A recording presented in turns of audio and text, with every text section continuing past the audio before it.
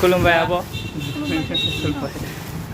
दे बयबो नायनानै हो बे आगैमोननि चेनेलावबो बयबो सापर्ट खालाम बे ओरैनो 17,000मोन 17,000 औ 15,000मोन बेखौ आङो 15,000आव 17,000 नि नैबे दख'नाया बिराद मोजां लोगोफोर नोंथांमोना सोरबाफोर फसायदोंबा लांफैनो हागोन आरो आब' माइनाव दख'ना स्ट'राव hello friends welcome back to my channel आसा लोगोफोर दिनै आंनि गोसो गोरबोनिफ्राय बयखौ बरायहरबाय आरो दिनैहाय नोंथांमोननि सिगाङाव आं मोनसे आलादा भिडिअ लाबोदों लोगोफोर बे भिडिअआनो जाहैबाय दा मेलानि दामाका अफार माने दुर्गा फुजानि दख'ना अफार लानानै फैदों लोगोफोर दिनैहाय आं गंसे दख'ना दखानाव दंफैयो थारमाने बेयो जोंनि बर'निनो आरो जों बर'जों बर' बयबो बर'नावसो बायनांगोन आरो जोङो ओंखायनो आं दा सासे आब'नि दखानाव फैदों थारमाने नैबे जाहैबाय माइनाव दख'ना स्ट'र बेयाव फैदों दिनै बावैसे ब्लग लानो होननानै फैदों लोगोफोर माखासे जा हायो बेखौनो नोंथांमोननि सिगाङाव शेयार खालामनो फैदों दिनै फुजानि दख'ना अफारनि सायाव भिडिअ लाबोदों लोगोफोर अब्ला नोंथांमोना नायलांनो रेडि जादों जों दायो दखानाव हाबै दिनै आब'नि दखानाव लोगोफोर खुलुमबाय आब' दे बयबो नायनानै हो बे आगैमोननि चेनेलावबो बयबो सापर्ट खालाम दायो आब'आ जोंना दख'नाखौ बेखेवनानै दिन्थिनो नागिरबाय आरो गोदान दख'नाखौ देखायनानै रायजोफ्रा नायलांदो आरो दख'नाखौ बायफैनो हागोन आरो थारमाने बे आब'नि दखाना जाहैबाय माइनाव दख'ना स्ट'र लिरनाय दंखायो आरो ओरै साइडआवनो ओमफ्राय बेयो लकेसना जाहैबाय बिशाल मार्केट खाथि आरो ओरै सानजा फारसेथिं दङ बड'लेण्ड रादाब औ आरो ओरै बे बड'लेण्ड रादाबनि साहाजों इउएन स्कुल थाबाय आरो बयबो मिथिखायो औ दा आब'आ दुर्गा फुजानि अफार होदों दा जों बेखौ मिथिना लानोसै आरो बाटारफ्लाइ दख'ना सानबेसे होनो हागौमोन only 14 लोगोफोर 6 तारिखसिम होगौमोन आरो आब'आ दख'ना अफारखौना आंनि चेनेलावबो होआखै रावनावबो होआखै नै नोंसिनाव देखायदों आं थारमाने बे दख'ना सफैनाया बारा गोबाव जायाखै आरो आब'आ जोंनियावनो फार्स्ट देखायबाय दख'नानि नामा बाटारफ्लाइ होनदों नामा आब' औ जोमग्रा सेक बिनि दामा 3,500 बिनि दामा 3,500 ना औ बिराद मोजां डिसकाउन्ट दं आरो लोगोफोर दखाना मैया रेट सोलायदों नालाय सेल जायाखै दाबो आङो जाबजोबनो हायाखै रेटखौ एसे फिसाद्राय मोननानै सिगांनिखौ गोदान लादों आरो ओमफ्राय रेट पार्ट जुरियानो अफारा मा दख'ना होनदों आब' जुरि पार्टनि ना बे ओरैनो 17,000मोन 17,000 औ 15,000मोन बेखौ आङो 15,000आव 17,000 नि नैबे दख'नाया बिराद मोजां लोगोफोर नोंथांमोना सोरबाफोर फसायदोंबा लांफैनो हागोन आरो आब' माइनाव दख'ना स्ट'राव कालाराथ' गोबां दं लोगोफोर नोंसोर माखौ लानो गोसो गावबा गाव गोसोजों चुज खालामनानै लांफैदो आरो बेयो जुरि पार्टनि दख'ना जाहैबाय नैबो गोदान ना बेयो ना मनिफ्राय केसा पार्ट बेयो मैया मोनायावसो हाबनाय नो लोगोफोर बे दख'नाया औ जोमग्राया दख'ना माने अनलि जोमग्राल' ना बेयो मणिपुरि जोमग्रा 3,500 ना बेयो अनलि जोमग्राल' मोजाङानो थारमाने एसे डिसकाउन्ट मोनगोन आरो बे 3,500 मोन नालाय बेनि फिक्स दामा लोगोफोर एसे डिसकाउन्टआव मोनगोन नोंथांमोना दुर्गा फुजानि अफार हिसाबै मणिपुरि जोमग्रानो बेबो गोदानै फैनाय 550 गोबां खमबा बेयो ना एसे डिसकाउन्ट खालामबावगोन ना मोजाङानो औ नैबे 6,500 4,800 औ गोबां गोदान गोदान कालार दं आरो नैबे 4,800 प्राइसआव माने डिसकाउन्ट होदों आरो ना आब'आ नोंथांमोना जायफोरा लानो गोसो जादोंमोन दुर्गा फुजानि मुङाव बे आब'नि दख'ना माइनाव स्ट'राव फैनानै लाफैनो हागोन आरो ओमफ्रायहाय दं लोगोफोर ओरैहाय नैबेखौ ओरैनो मा नाम होनोमोन आब' पार्ट दख'ना पार्ट पार्टनि गुबुन गुबुन रोखोमनि ओमफ्राय नोरैहाय दङ नै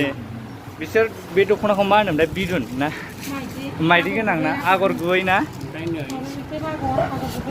गोबां रोखोमनि दख'ना दं आरो बाव माथाबो होनना बेखौनो औ माथा आगर गुबै दख'ना जोबोद समायना मोनखायो आगर गुबै दख'नाखौ जोंनि बर'नि मानसिनि आखाइजों दानाय आरो ना ओमफ्राय गोबां रोखोमनि दख'नाफोर मोननो हागोन आरो ना नायना लादो लोगोफोरनो बायदि बायदि कालार दं गोबां रोखोमनि बासिनानै लांफैनो हागोन गोसो बायदि आरो आब'नि दखानाव आरो ओरैहाय नै ओरैहाय दं इन्दिनि गस्ला ना बे इन्दि जिनि गस्ला आर'नाइनि 42 ना 42 साइज 4,500 इन्दि जि होनबाथाय बिराद मुंदांखाखा आरो बियो बर'फोरनि गोदोनि औ बियो 4,500 ना बे 4,500 प्राइस नैबे कटननि ना कटन नाम्बाराथ' गावबा गावनि सायाव जाबाय ओमफ्राय आब' बेनि प्राइसआ बेसेबां नैबे कटनना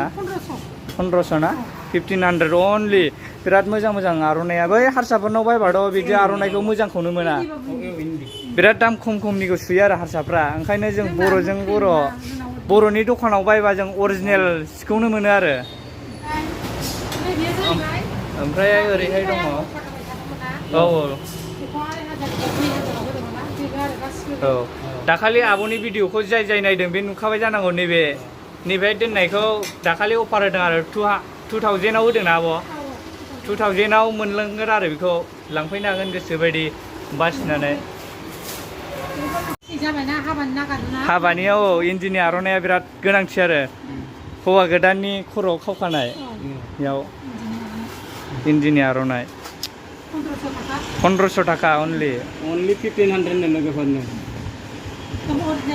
अरिजिनेल इन्दि आखाइजों दानायनो लोगोफोर बेखौ लांफैनो हागोन आरो सोरबाफोर हाबाफ्राव नङाबाबो ओरैनो लानो बिराद मोजां आरो इन्दिनि जिफ्रा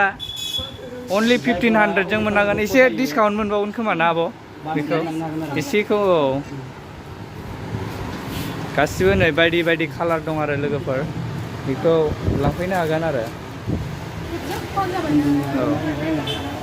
ओमफ्राय आब' बै दख'नाखौ मा होनोमोनलाय नैबे येल्ल' कालारनिया औ 2,500 होगोन ना 3,500निखौ 2,500 होदों बिराद मोजां डिसकाउन्ट दं बिराद 3,000निखौ 2,500 होदों 27 औ ओमफ्राय सबसे हाइ दख'नाया अबेयाव खिन्थानो हागोन ना हाइ दख'नाया नैबे मुगानि ना आब' बै गुफुर व्हाइट कालारा औ माने जों दा सबसे हाइ रेटनि माने दख'नाखौ जों दा नायनो नागिरदों आब'खौ मोनसे बिनायदों जोङो नायनो थाखाय नोंथांमोनाबो नायफादो आरो जोंजों लोगोसे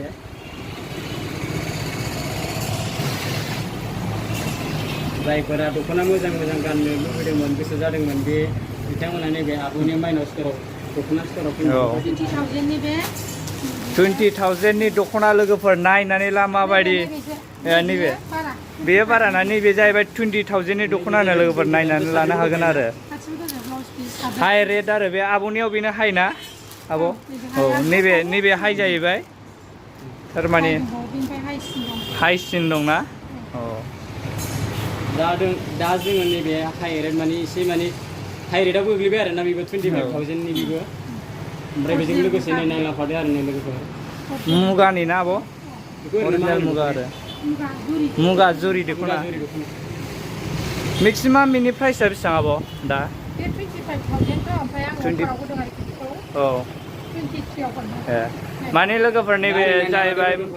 25,000 मोननो नैबे दख'नाया ओमफ्राय दा बेखौ अफाराव मोनगोन नोंथांमोना 23,000आव मोननो हागोन आरो दा बावला लोगोफोर थाबैनो लांफैनांसिगोन अनलि 6 डेसल'सै आरो अफारा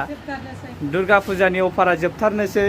6 तारिखसिम होगोन आरो नोंथांमोना बेबायदि चान्सखौ मोननांगौआ बिराद गोब्राब आरो लोगोफोर थारमाने ओंखायनो बेबायदि गल्डेन चान्सआवनो नोंथांमोना लांफैखानांगोन आरो 32,000 नैबे 32,000नि हाइ रेट औ 30आव 2,000आनो डिसकाउन्ट जागोन आरो लोगोफोर अब्ला बेनोमोन लोगोफोर आब'नि दख'नाफ्रा आरो जोबोद मोजां ओमफ्राय आब' जेन'ब्ला माखौ नांगौ अर्डारबो होनो हागोन ना अर्डारबो होनो हागोन ओमफ्राय माबाथ' खालामनाय जादों डिलिभारि हम डिलिभारिफोर कुरियारजों हरो नो औ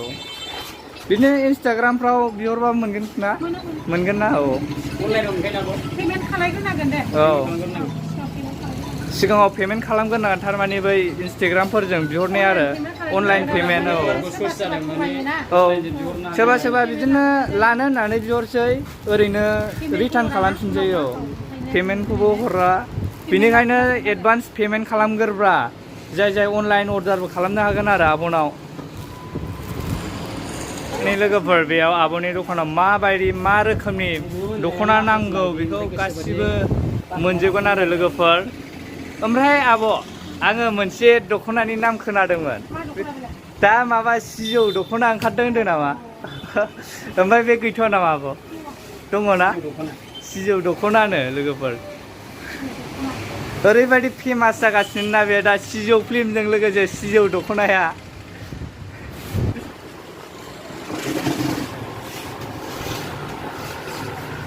दा जोंनो सिजौ दख'ना औ बांद्राय कालार गैथ'वा ना बे मोनसेल' औ गोबां सेल जादोंदां ना आब' बे सिजौ दख'नाया सिजौ दख'नानो अब्ला रायजोफोर नायदो नै बेनो जाहैबाय सिजौ दख'ना दायो नामजादा जागासिनो आरो बे जोंनियाव लेटेस्ट मडेल नैबे ब्लेक कालार और नैबे बे दंना कालारा ब्लु कालार सिजौ दख'ना गाननो माने गोसो जादोंबा माने फैनानै लांफैब्लानो जाबाय फुल आगर खानाय बिराद मोजां नुयो आरो रेगे रेगां आगरजों लोगोफोर औ फैगोन आरो मा कालारखौ नांगौ नोंथांमोनहा फैनानै अर्डार हरनो हागोन आरो आब'नाव होमबानो लाबोना होफैगोन अलरेडि थारमाने दाथ' कालारा बे मोननैल' दं आरो ओमफ्राय फैदो अर्डार खालामदो आरो मा कालारखौ नांगौ अब्लानो मोनगोन आरो आब'नायाव गासिखौबो मोनजोबो लोगोफोर दा नै नायना लादो लोगोफोर सिजौ औ नैबेसो बिराद मोजां बेरो बे कालारा आं बिराद फसायो आरो बे लफाय दानि गोदान ना बेबो अ ओमफ्राय आब' बेनि प्राइसआ बेसेबां जागोन नैबे 4000 ना ओमफ्राय नैबे सिजौ 35 ना ओमफ्राय नैबे सिजौ दख'नायालाय बेसेबां जागोन सिजौआबो बिदिनोखा ना औ 4000 माने सिजौ दख'नानि प्राइसआ जाहैबाय माने 4000 आरो ओमफ्राय दा आब'आ 3500 आव हरदों जाहैबाय आरोना जायफोर सिजौ दख'ना गाननो गोसो जादोंमोन बे बिथांमोना आब'नि माइनाव दख'ना स्ट'राव फैनानै लांफैब्लानो जाबाय आरो लोगोफोर बे लोगोफोर नैबे सिजौ दख'नाखौ 4000 मोन आरो लोगोफोर दा बेखौ 3500 आव हरनाय जागोन आरो जाय जाय नांगौ कालार चुज खालामनाय जाय जाय मा कालारखौ नांगौ आब'नाव अर्डार खालामनो हागोन दा अनलि 3 कालारल' दं आरो लोगोफोर दा अर्डार खालामबा मोननो हागौ नैबे पिंक कालारखौलाय आं बिराद फसायखायो आरो अब्ला नोंथांमोनाबो माखौ फसायो आरो आब'नाव अर्डार खालामनानैबो लांफैनो हागोन आरो बेनि लकेसनाथ' जाहैबाय लोगोफोर बे जोंनि क'क्राझारावनो ओरै नियार बाय बिशाल मार्केट बिनि लेफ्ट साइडजों ससे एसे दावखोबानो आब'नि बे दख'ना स्टरखौ मोनगोन आरो बावनो बेनार होनाय दंखायो आब'नियाव नायनानै फैबानो जाबाय आरो सेंग्राफ्राबो लांफैनो हागोन आरो बिरादनो दा डिसकाउन्ट समाव सिख्लाफ्राथ' दुर्गा फुजानि नामाव बिराद दख'ना बियो औ जोमग्रा गोदान ना बे मणिपुरि बिराद मोजां जोमग्रा दं आरो गोदान दानि 550 अनलि जोबोरैनो खम आरो जोबोद मोजांबो आरो नोंथांमोना जुदि फैथारनानै लांफैबा आरो एसे डिसकाउन्टफोर मोननो हाबावगौ औ अब्ला नोंथांमोना बेबायदि सनानि चान्स गल्डेन चान्सखौ दा हगारसै लोगोफोर बिराद नोङो 10,000 गाहामनि दख'नाखौनो बिराद डिसकाउन्ट मोननायानो बोजोंनि आरो लोगोफोर जेन'ब्लाथ' दा 2000 गाहाम डिसकाउन्ट होदों आब'आ दामि दख'नाखौ अब्ला बिनो चान्सआनो लोगोफोर जाय दामि दख'ना गाननो लुबैदों आरो खम दामनिबाबो गोबां दख'ना मोनगोन आरो लोगोफोर गासिखौबो लांफैजोबनो हागोन आब'नाव नै नाइट्र'हाय दख'ना दं बिरादनो माखौ नांगौ गासिबो ओरै फुल दख'ना दंजोबो आरो लोगोफोर अनलि लोगोफोर 6 डेजनि गेजेराव नोंथांमोना बयबो लांफैदो आरो सोरनो दख'ना नांगौ गासिबो रायजा आइ आफाफोरा लांफैनो हागोन आरो आब'नि दखानावनो थारमाने जों बर'नि दखानाव बायबासो जों बर'नि माबाया जौगालांगोन ना फालांगिया गावजों गाव सापर्ट औ थारमाने दख'ना औ थारमाने आब'निफ्रा दखानाव 500 निफ्राय 550 ना आब' 550 नि 450 आरो सामथिं 550 बिनिफ्राय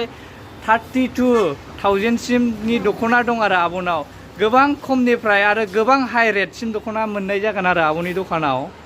जाय जायनो माबायदि रेटखौ नांगौ लांफैनो हागोन आरो बासिनानै गावबा गाव गोसो आरो बिसोरखौबो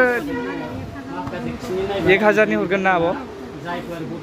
अनलि 1000नि मोननो हागोन लोगोफोर बेखौ दख'नाफ्राथ' गासिबो मोजाङानो लोगोफोर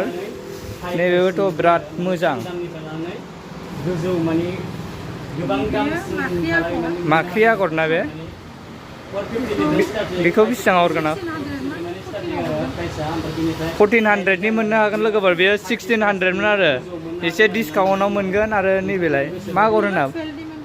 12 मोन ना बेखौ 1000आव मोनगोन आरो लोगोफोर बेखौ 1200नि दख'नाखौ मा होनो दे बे आगैमोननि चेनेलखौ बयबो अननानै नायनानै होदो आरो साबस्क्राइब खालायदो जायफ्रा गैया आरो लाइक शेयार कमेन्ट खालायनानै हो बिसोरा जोंनि बर'निफ्राय जौगाथों बयबो BN Bodo ब्लग ब्लगफोर आंनि आंगो लोगोफोर आं खावलायहरनाय थाबाय आरोखि बयनावबो बे आंनि जेसेबांनाखि साबस्क्राइबारफोर दङ बे बिसोरो अननानै बे आगैमोनावबो खालायनानै हो साख्रिबाबुनानै जाथों बेखार जायालासे गावबागाव आथिङाव गसंनानै थानो हाथों ओंखायनो अननानै बयबो सापर्ट खालायनानै होगोन एसेबां गोजोननाय थाबाय लोगोफोर बयबो अननानै सापर्ट खालायहरबानो जाबाय बाबु आब'निसिम जोबोद गोजोननाय थाबाय आरो जोंनिसिमबो थारमाने आब'नि दखानाव जों दिनै बेबायदि भिडिअ खालामफैबाय आब'नि दख'ना बे बुस्थुखौबो बुग्लुंनाय जाबाय आरो बिसोरो बेखार थायालासिनो बिदिनो फरायनानै साफ्रोमबोथ' मानसिया साख्रि मोनाना बेनि माबा मोनसे इंकास जानानै थानाया मोजां जादों बाबु मोजां गोजोननाय थादों आं बिसोरखौबो दे गावनि सायाव सोरबाफोर खालायनो गोसोबा खालायफैनो हागोन थारमाने आब'नि दखानाव सोरबाफोर भिडिअ लानो गोसोबावबा आरो लाफैनो हागोन लोगोफोर थारमाने बाव ब्लाउसफोरबो मोननो हागोन आरो लोगोफोर बाव गोबां रोखोमनि ब्लाउस मोननो हागोन नेटनि मोननो हागोन नै गोबां रोखोमनि मोजां आखाइ गुसुं आखाइ गोलाव अनेक रोखोमनि ब्लाउसबो मोननो हागोन आरो ओमफ्राय बेफोरनि प्राइसआ बेसेबां आब'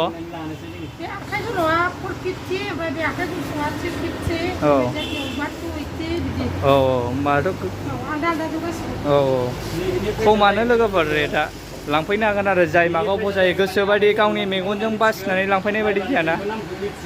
माने लोगोफोर बेयाव गस्ला गासैबो गुबुन रोखोमनि दामाव मोननो हागोन आरो नोंथांमोना दा मेलानि डिसकाउन्टआवथ' जोबोरैनो खम लोगोफोर दा नायनानै लांफैनो हागोन नै बयबो गोबां रोखोमनि ब्लाउसफोर मोननो हागोन आरो दख'नाल' नङा आब'नियाव गोबां रोखोमनि ब्लाउस आरो जोमग्राफोर मोननो हागोन आरो नै बिदिबो दंना 280 ना बेनि प्राइसआ 32 दंना फिसा साइज 32, 36, 34